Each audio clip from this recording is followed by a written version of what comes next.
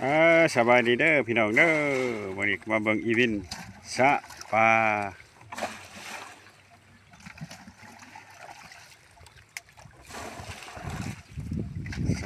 สะปลาเป็นได้นั่นรอติดตามกันต่อไปเด้อพี่น้องเด้อ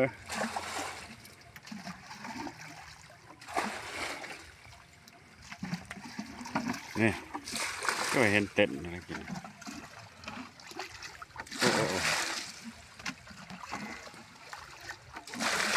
สัตว์ป่าแบบธรรมชาติแบบพื้นบ้านพื้นเมืองเขาก็เห็นมันแลนอยู่นะแลนลอยไปลอยมาเนี่ยในว่าจากปีกก็แล้วแรงอยู่ว่า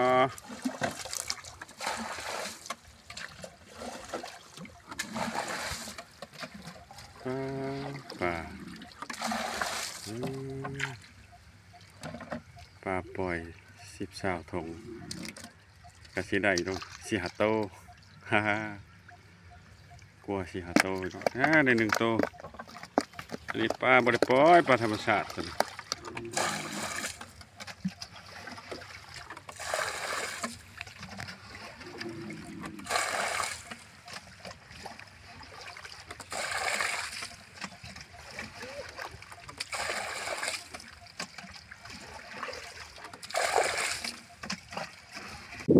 สถานที่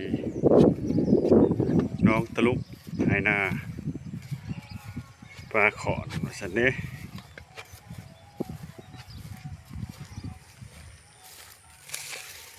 ปลาขอน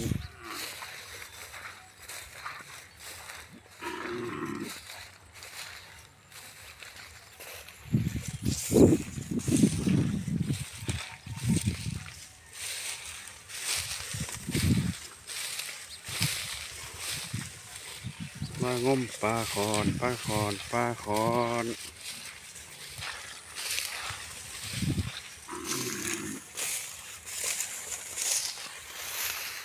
นี่ขาวหง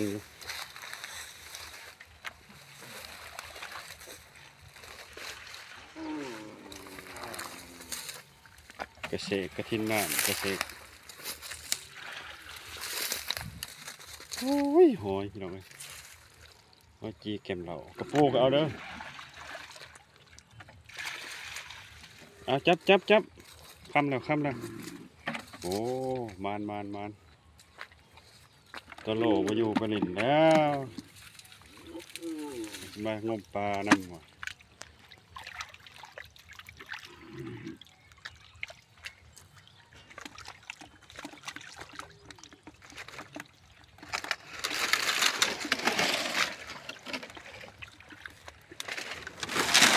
ใบตาลเดียวตาลเปรียว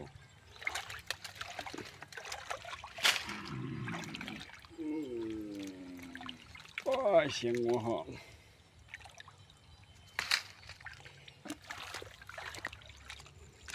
โอ้เป็นค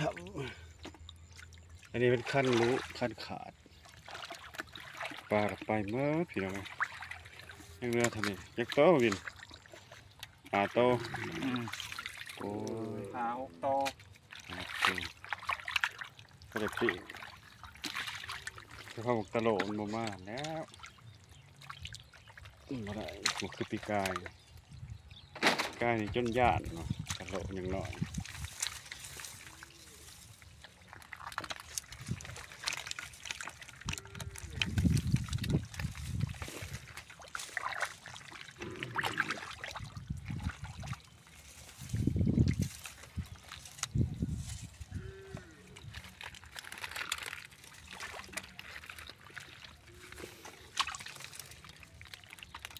มีปลาบ่อยู่นะ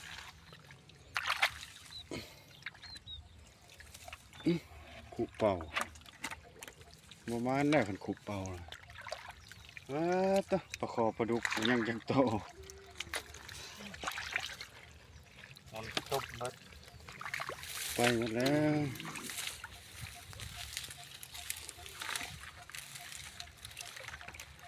เนี่ยตัวนะครับ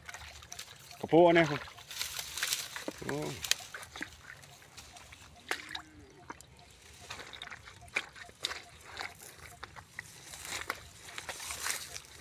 เฮ้ยโอ้พี่น้องสอง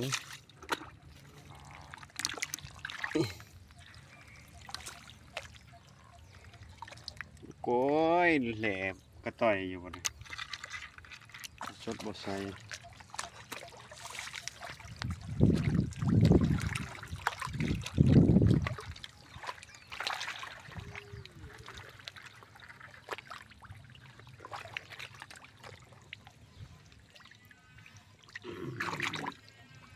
โอ้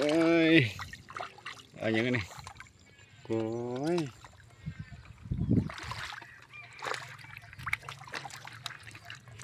ลบ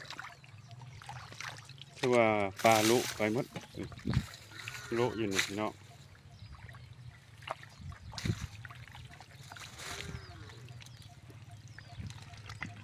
นี่เลยนี่เล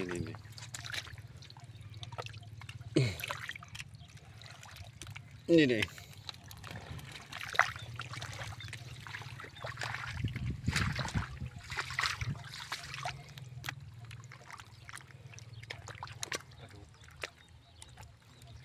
โอ้ยปลาดุก กระดูกหน่อย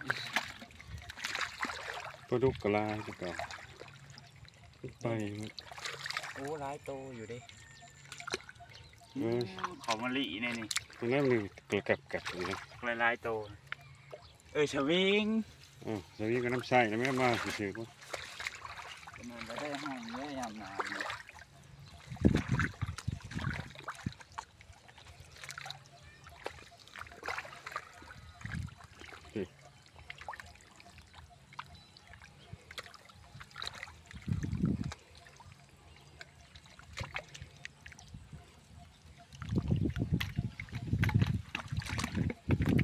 มาเจ็บนะปลาดุก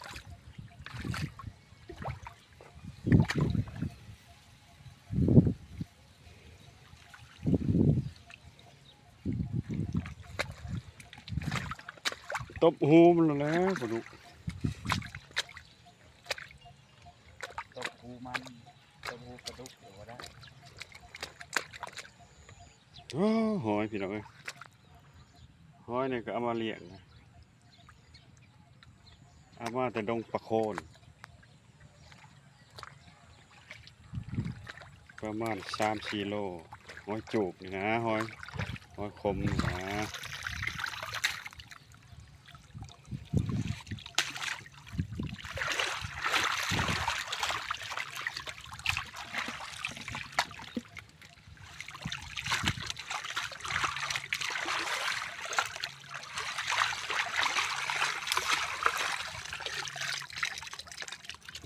ตุ๊กจับรถ โต เป็นยังไงอ้าวขี้ต้มก็เอาบ่นะ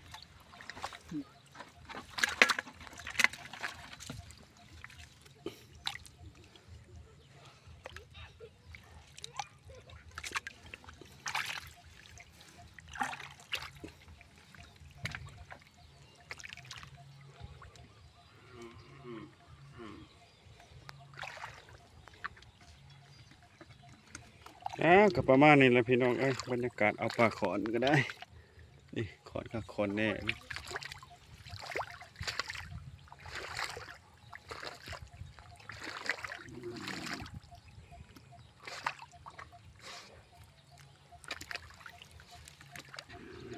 ขอบมกขอบใจเด้อพี่น้องเด้อ